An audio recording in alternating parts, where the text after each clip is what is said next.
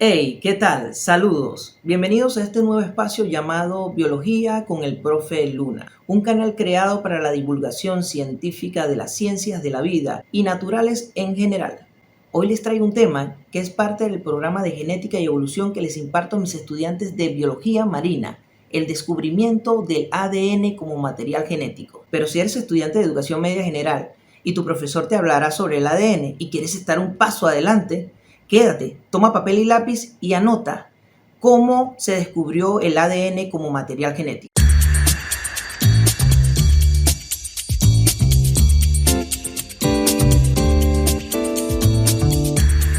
No me centraré en el descubrimiento de la molécula de ADN como tal, sino cómo esta es la partícula de la herencia. Así que empecemos. Primero, hay que entender que todos los seres vivos están constituidos por células, según la teoría celular, y que cada una de estas células está compuesta por 4 grandes moléculas o macromoléculas. En primer lugar, tenemos a las proteínas, base de la mayoría de las estructuras en la célula, así como también de los elementos dinámicos que gobiernan el metabolismo celular, las enzimas. Las proteínas son biopolímeros constituidos por bloquecitos llamados aminoácidos, y hasta ahora se han conocido alrededor de 20. En segundo lugar, tenemos a un grupo muy heterogéneo llamado lípidos o grasas, que se encuentran mayoritariamente cubriendo la célula en una estructura llamada membrana celular. En tercer lugar, tenemos a los carbohidratos o hidratos de carbono, unas partículas biopolímeras también constituidas por monómeros llamados azúcares simples. Estos elementos también pueden ser estructurales y combinarse con otros como las proteínas y los lípidos, pero en su mayoría son utilizados para la energía de la célula, como el caso de la glucosa. Por último, y en menores cantidades, encontramos a los ácidos nucleicos, unas partículas que no se conocían muy bien en el siglo XIX. Desde esa fecha comienza el auge de la química y por ende las investigaciones al respecto de la química de la vida. Desde ese entonces se sospechaba que algunas de estas 4 macromoléculas eran las responsables de crear a las otras 3. Por lo tanto, esta molécula era capaz de guardar información y de delimitar las características que iba a tener la célula e incluso su replicación. A este material misterioso se le denominó material genético y que se decía portaba estructuras más pequeñas llamadas genes, es decir, unidades físicas capaces de portar una característica o una información específica para la célula. ¿Cómo llegamos a descubrir esta estructura si observar todo lo que ocurre dentro de la célula es tan difícil a esa escala? No es que podamos agarrar fotograma por fotograma y hacer un video extenso a nivel atómico o molecular de lo que ocurre dentro de la célula. Pero en el siglo XX llega una herramienta muy importante, el microscopio electrónico, que tiene una capacidad de ampliación mucho mayor a los microscopios ópticos. Nuestro camino al descubrimiento del material genético comienza con un biólogo suizo llamado Johann Friedrich Miescher. Este científico logró aislar una sustancia proveniente de los glóbulos blancos del pus de vendajes quirúrgicos, a las cuales denominó nucleína. Este tipo de sustancia parecía ser rica en fósforo, no tenía azufre y era muy resistente a proteasas. Tal parece que esta no correspondía con ninguna proteína. El nombre que le dio nucleína proviene de que él pensaba que esta sustancia tenía un origen en el núcleo de la célula de los glóbulos blancos. Entre 1885 y 1901, la estructura química del ADN comienza a definirse con mayor claridad. En 1889, un discípulo de Miescher llamado Richard Allman, que era alemán, rebautizó este componente y le dijo ácido nucleico. Por su parte, un médico alemán llamado Albert Kossel descubrió la existencia de hidratos de carbono en esta sustancia, así como también bases nitrogenadas a las que llamó adenina, guanina, timina y citosina. En el siglo XX también existieron grandes avances. Podemos destacar el del ruso estadounidense Levene, cuando descubrió que existían grupos fosfatos en el ADN, así como también que el hidrato de carbono que había descubierto anteriormente Kossel se trataba de ribosa. Descubrió que estos 3 elementos, el grupo fosfato, el azúcar ribosa y las bases nitrogenadas, se unían para formar una estructura llamada nucleótido y que son las bases o los monómeros que conforman a los ácidos nucleicos. Este científico también descubrió la presencia de un familiar del ADN conocido como ARN y que en lugar de tener timina tenía una base nitrogenada llamada uracilo. Ahora, después de la segunda década del siglo XX, comienzan los verdaderos experimentos que llegaron a la conclusión de que esta estructura que era nueva y que se estaba estudiando era el material genético. Comenzamos primero con los trabajos de un microbiólogo inglés llamado Frederick Griffith. En 1929, este científico trabajaba en la enfermedad conocida como neumonía. El agente causal de la neumonía era Diplococcus pneumoniae y su forma agrupada era Streptococcus pneumoniae, en forma de hileras. Cuando se trabajaba con cultivos de esta bacteria, se llegó a la conclusión de que existían dos cepas o tipos. El primero, el tipo S, en medios sólidos formaba colonias con bordes lisos y brillaban. En cambio, la cepa R formaba bordes que eran rugosos y eran opacas. Utilizando ratones como objetos de prueba, llegó a la conclusión de que cada cepa era diferente. Una podía ser capaz de causar la enfermedad de la neumonía, mientras que la otra no, aunque se tratara de la misma especie de bacteria. Llegando a la conclusión de que la cepa S era la virulenta y la cepa R no causaba la enfermedad. El asunto loco vino después, cuando agarró una cepa tipo S y la sometió a calor, destruyendo obviamente las bacterias, y al inyectarlas sobre los ratones, estos no tenían la enfermedad de neumonía o no la generaban. El punto interesante sucede cuando Griffith utilizó esos sueros destruidos por calor y los unió a cepas del tipo R que se supone no causaban la enfermedad. El punto es que al inyectarle eso en los ratones desarrollaban neumonía. Así que llegó a una locura de conclusión. Algo que estaba en los elementos destruidos de las cepas S era tomado por las cepas R y provocaba su cambio de conformación a cepa tipo S para causar la enfermedad. Hoy en día se conoce muy bien que el factor de virulencia del neumococos es la presencia de una cápsula externa que protege mucho a la bacteria y es lo que denominamos la cepa tipo S. Parece ser que este material que era tomado por las cepas R permitía la creación de esa cápsula.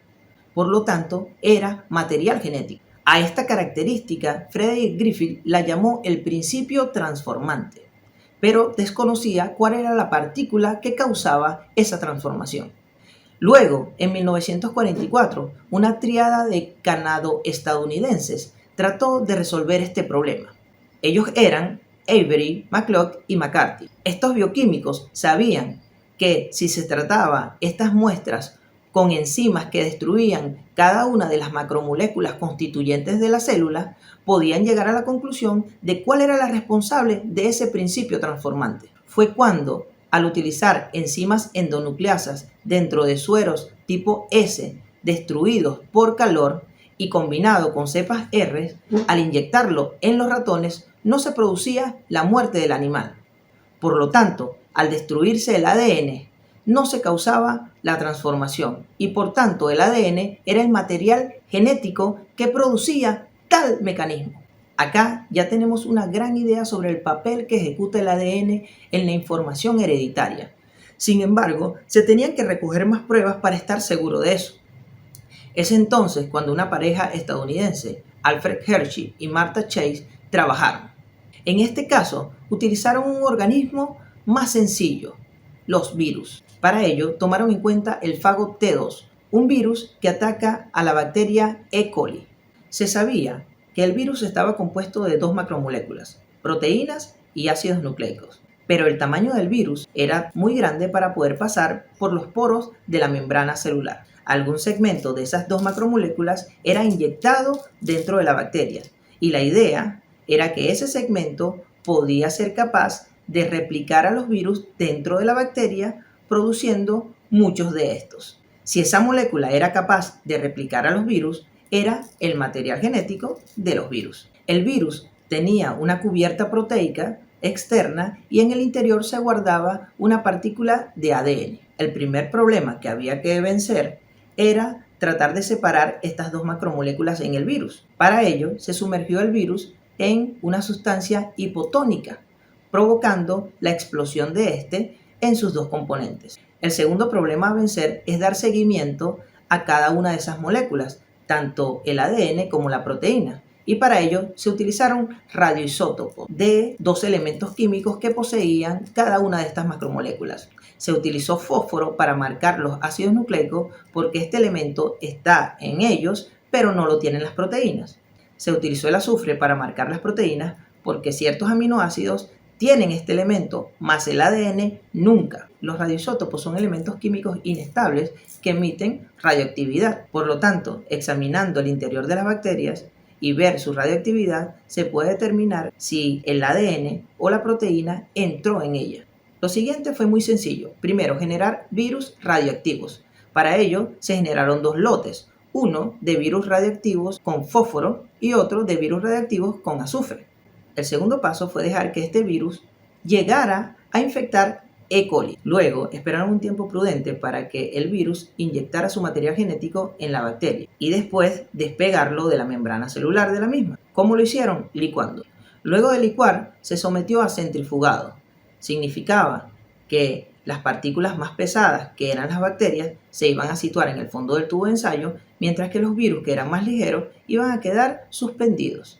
El grupo de virus que fue marcado con azufre radioactivo sufrió una radioactividad en la superficie. Por lo tanto, se evidenciaba que los virus no entraban en las bacterias y quedaban marcadas las cápsidas en la superficie del tubo de ensayo. Por su parte, el lote que contenía virus con fósforo radioactivo quedaba mostrando radioactividad en el fondo del tubo de ensayo, por lo cual entró en la bacteria. Conclusión, el material que inyecta el virus es ácido nucleico, teniendo la capacidad de utilizar esa información para crear su protección proteica. En la misma década, el alemán Singer llega a la misma conclusión, pero con virus que en lugar de tener ADN tienen ARN. En su caso puntual, trabajó con el virus del mosaico del tabaco, que causaba la enfermedad en las hojas de tabaco. Su técnica consistía en hacer híbridos de estas cepas para ver cómo se generaba la proteína. La conclusión a la que llegó fue que el tipo de ARN que se utilizaba generaba el tipo de proteína para la cual estaba codificada. Por lo tanto, el ARN era el responsable de crear a la proteína, no al contrario. El avance más importante en este campo surgió en 1953, cuando una pareja de científicos lleva a un congreso un modelo tridimensional de la estructura del ADN.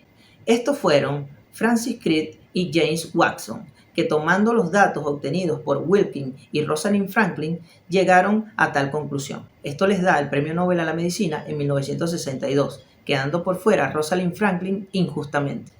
Una vez descubierta la estructura y composición del ADN, los siguientes estudios estuvieron encaminados en descubrir su funcionamiento, cómo actuaba, hasta llegar al segundo hito histórico en la biología, el descubrimiento del código genético, que se podrá explicar en otro video.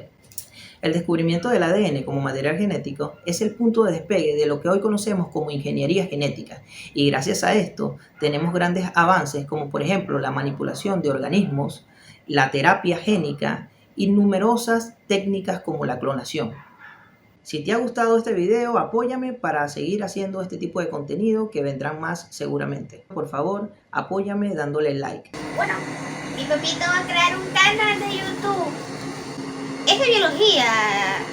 Eso incluye las cosas que están vivas, creo. Lo único que sé es que mi papá es muy listo porque él trabaja en una universidad. Y quiero que se suscriban en su primer video para apoyarlo a continuar, porque pues es inexperto aún, está empezando y todos empezamos mal en YouTube, así que respeto, anda.